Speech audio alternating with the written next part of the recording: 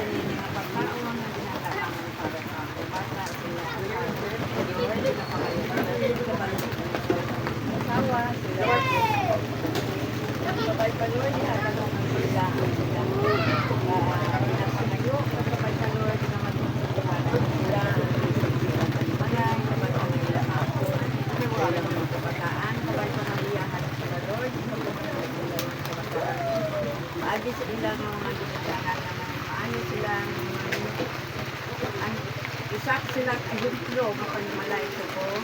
Isak sila sa ilang mag-o ng pagpangabuhi, mag-o kayo po.